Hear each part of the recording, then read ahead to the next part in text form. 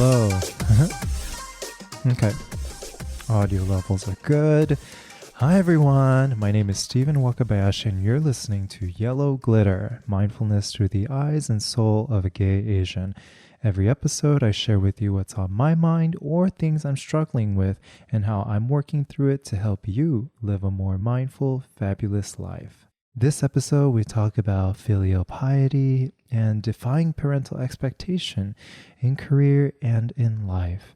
Many of my Asian friends and I have experienced parenting in the form of helicopter parenting or Asian guilt to motivate us. After decades of conditioning, this becomes ingrained as part of our psyche. And to be honest, before I go on with the episode, for me, I'm still navigating through this and figuring out whenever I make a decision, whether it's in life or whether it's in career, I have to ask myself whether or not if I am being true to my heart center or if I'm doing it out of Asian guilt, thinking that I have to do this to be a good Asian son. In this episode, we cover my story and how I defied being a doctor, being compassionate with my family and their expectations, finding a career that my family doesn't understand, filial piety and the impact on us, compensatory strategies of being gay. Is it wrong to defy parental expectations? Why not following our truth has health consequences, tips on how to manage parental expectations, and what are the top 5 regrets of dying patients? So, story time. So, after my father passed away when I was 7 years old, my mother raised my sister and me by herself and also with the help of one of her sisters. My mom never remarried and my aunt either, and both of them sacrificed everything to give my sister and me as normal of a life as we could get. Both my mom and my aunt worked long hours, and even though I was a latchkey kid, I never doubted their love for me and my sister. They were trying their best to raise us. Back when I was in high school, when I was thinking about my future, I had no clue what I wanted to do except to make my family proud. I had an older cousin at the time who was another aunt's son who was the very first family member to graduate a U.S. university. He was one of my biggest role models growing up, and he was valedictorian in high school, graduated pre-med from UCLA, and was on his way to becoming a doctor. My mom and my aunt that was living with us would talk all the time with their friends, their colleagues, that my cousin was so successful at everything he was doing. And I could tell that they were both extremely proud of him, and I wanted to be just like him, especially to make them both proud.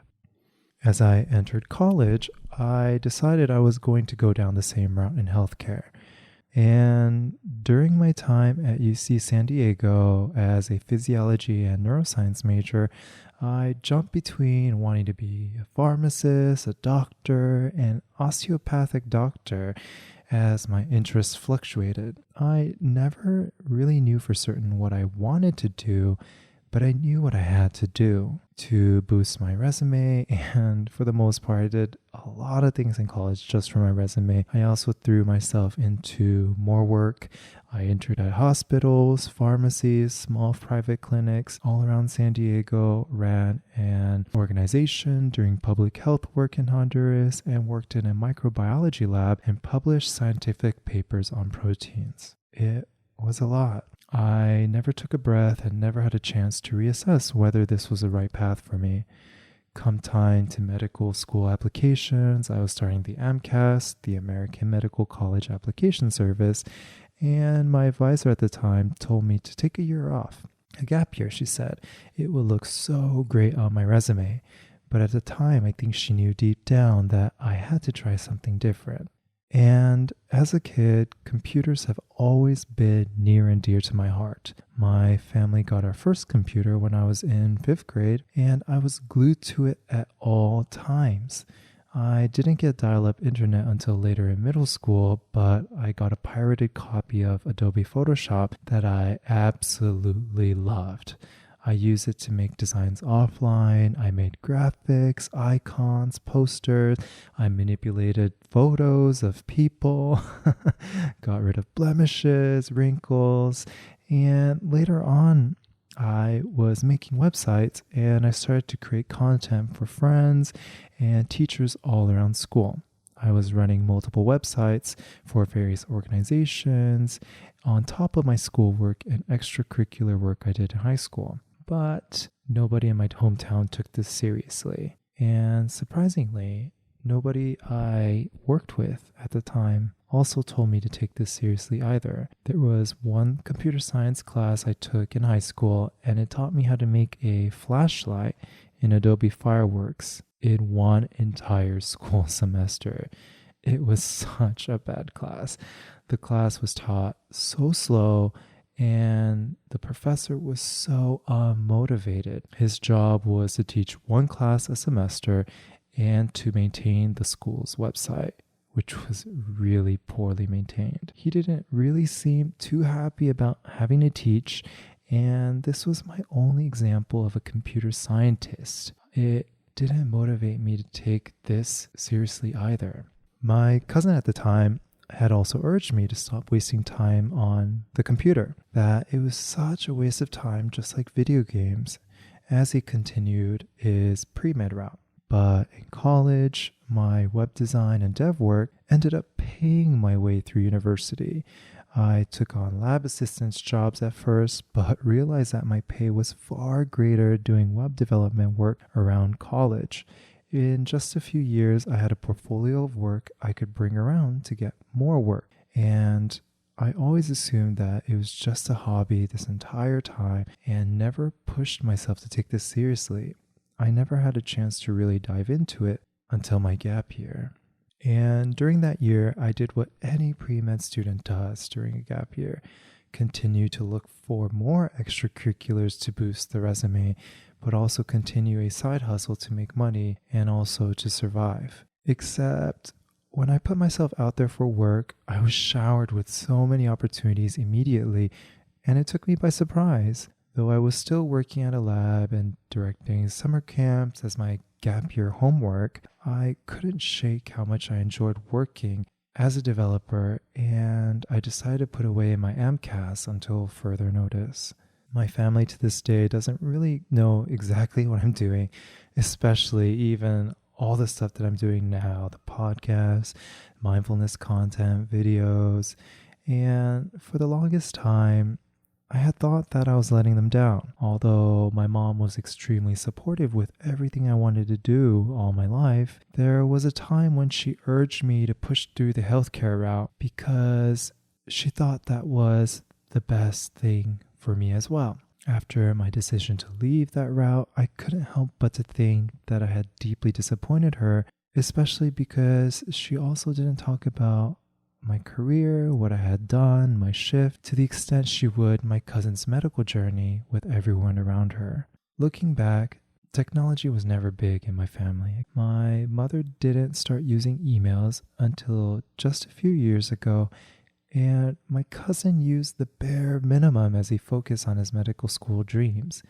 Just as how I was not surrounded by computer science whizzes in high school, they were probably not surrounded by examples of them either. They were only trying their best to look out for me. My mother was born into a rural southern Taiwan farming family, and computers did not exist in that time or in that place. The only jobs around were skill workers, and in those conditions, the top skill workers are often doctors. To the extent of her knowledge, being a doctor was to improve my life condition. As Asians, you're taught to never question authority figures, listen wholeheartedly to them without question. But the reality is, they all have biases, egos, and limitations, just as we do. My cousin, my mother, they are influenced over conditioning that have led them to think certain ways, which are extremely hard to shake, especially after having learned them for decades.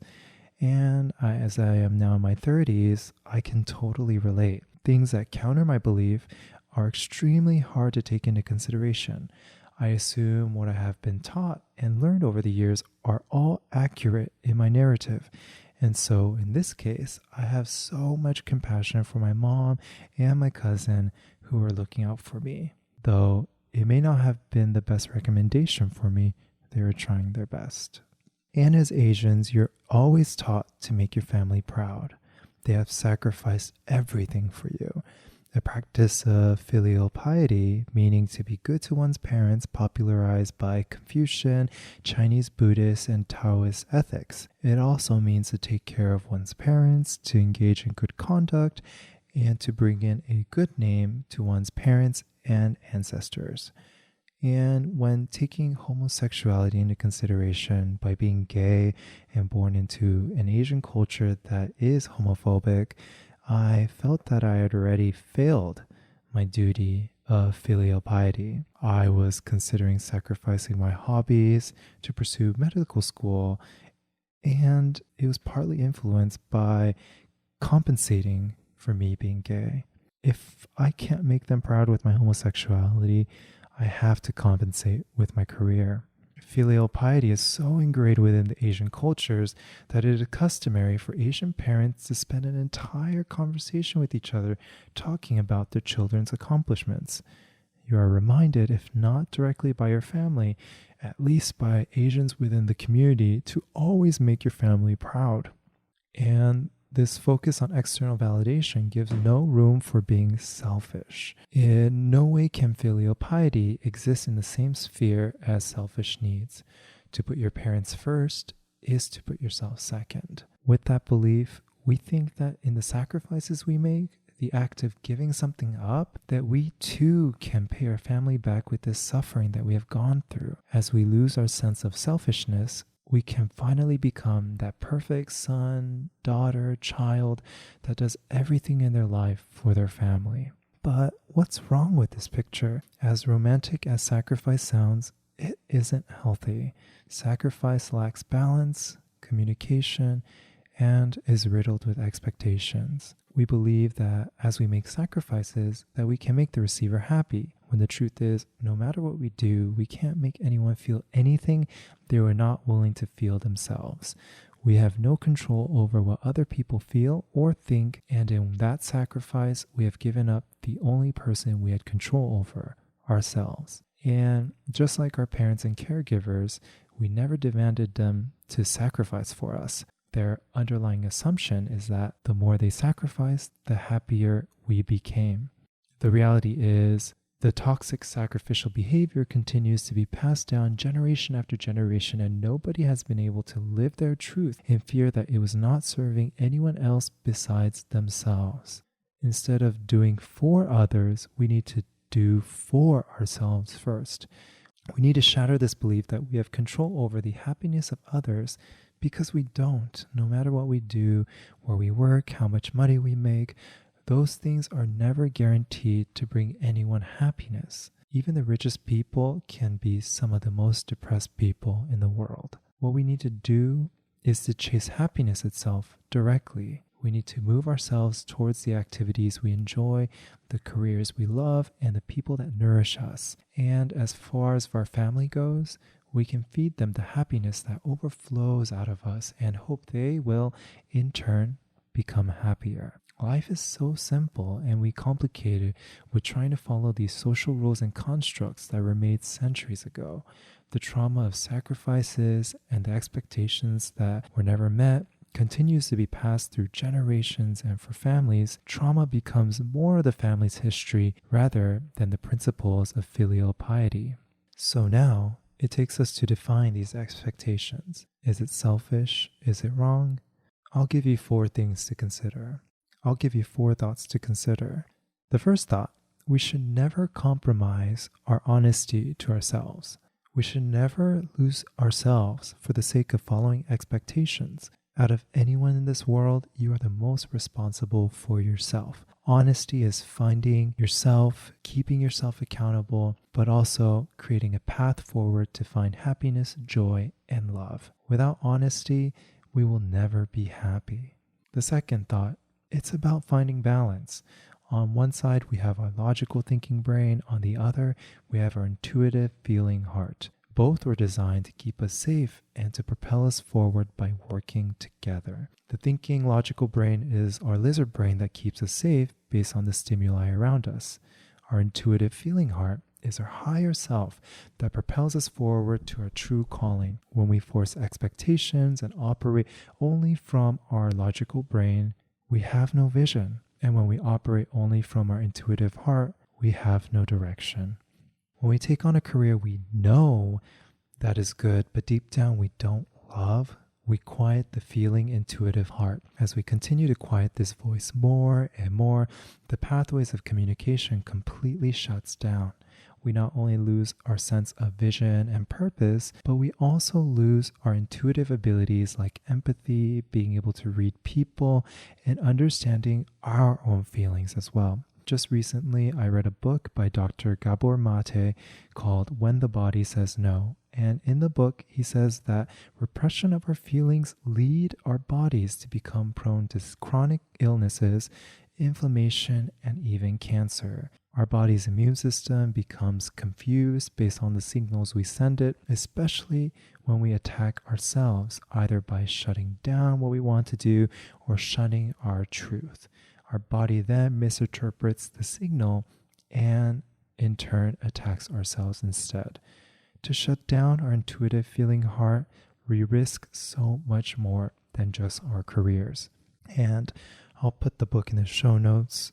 I really briefly summarized it, and I highly recommend you take a look and read. And for the third thought, we only know what we know. The thinking, logical brain is inherently biased how we perceive the world based on our limited experiences. The younger we are, the less we know about the world, and for us to make decisions that would impact 1, 5, or even 40 years of our life based on our limited experience, that is extremely naive. When we major in something during college and choose a career only because we had studied it, we've dictated 40 plus years of our lives based on 4 years of education. And the fourth and last thought I'll give you to consider, we are disillusioned by our ego. Our egos were made for survival. If I am better, I can have more resources to survive, except we're not cavemen or women living in the jungle anymore. The ego is built for survival, and impressing the parents, that's also to survive. If we don't make our parents and caregivers happy, we will be cut off, except we're not living at home anymore and we have our own lives to figure out now. Our parents' feelings, like being proud, were never ours to begin with. No matter what we do, we are never guaranteed to make them feel anything. The ego always wants more and more unless we set limits to it. It will incessantly nag us until we have no more time and resources to give. And to test the ego, ask yourself, when will it be enough? When will you have done enough to make your parents, caregivers, family proud? When will you finally be able to live your life, your truth? When I was at UC San Diego, I also picked up a second major as a part of my medical school application, thinking that another major would boost my resume even more. Yes, it's that competitive.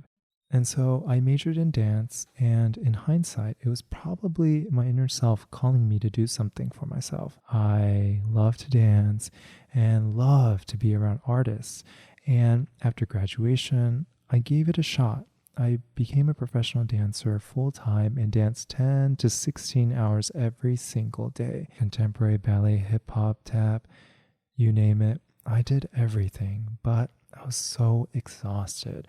I would drive home and not have enough energy to get out of my car and into my apartment and end up falling asleep in my car in the parking lot. A few times, I almost fell asleep at the wheel, and it was an eye-opening moment to reconsider this career. But during that time, I met some of my closest friends to this day. Sure, I am not a dancer now, but it was not a waste of my time at all, and I'm so glad to have at least tried. And so I end with a few tips on how to manage parental expectations in career and in life. A few nuggets of wisdom. First, don't put so much pressure on yourself to make others proud. You can never guarantee or force anyone to feel anything that they aren't willing to. No matter what you do, if your parents or caregivers just don't want to feel proud, they won't be proud. And that doesn't lessen in any way what you have done. You are only responsible for your feelings and yours alone. 2, don't put so much pressure on your past. If you're just finishing college or any other schooling, don't let the years of education dictate the rest of your life. I know so many stories of doctors and lawyers that have pivoted their lives and found even more success doing something they loved. But I will let you know, all of your education and life experiences will come in handy one day, I promise. But just because you don't know it yet doesn't mean it won't happen. And if you're in a job you dislike, is there a way you can try something else for a little bit? Take classes, be in organizations, launch a mini project, shadow another vertical within your company. There are so many ways to get your hands on another experience to see if it's fit for you. Time is yours to decide what you want to do with it, and if the job is not serving you at all, let it go. Trust in yourself that you are resilient to move on and to find something better. Though I will note, make sure you can set up some stability before making any risky decisions. Ensure that you have some savings to get through a transitionary period, but don't let this go on forever. Set boundaries. 3, you want to live life with no regrets. There is this nurse, Bronnie Ware, who worked in palliative care looking after patients as they were dying. After 8 years, she distilled patients' top 5 regrets as they inched closer to death. Number 5, I wish I had let myself be happier. Number 4, I wish I had stayed in touch with my friends. Number 3, I wish I'd had the courage to express my feelings. Number 2, I wish I hadn't worked so hard. And number 1, I wish I had the courage to live a life true to myself, not the life others expected of me. Break the generational trauma. Live a life true to yourself and find happiness in your own path. Even if people fail to see it, at least you gave yourself the opportunity to do so. Give yourself the chance. You deserve it. Well, thank you so much. Hope that was helpful. You can reach out to me on my Instagram at Stephen Wakabayashi. I love hearing from you. Let me know your thoughts on this episode, anything else that interests you. And I also publish a weekly mindfulness newsletter at mindfulmoments.substack.com to hear what's on my mind every week and links to things that I discover online that inspire me. And if you enjoyed this, please share on your social media. Tag me at Stephen Wakabayashi on Instagram, Facebook, and at Waku, Wakuu on Twitter. My full name was way too long for Twitter. And with that, so much love for you, and hope your day can be a little bit more mindful. Bye now.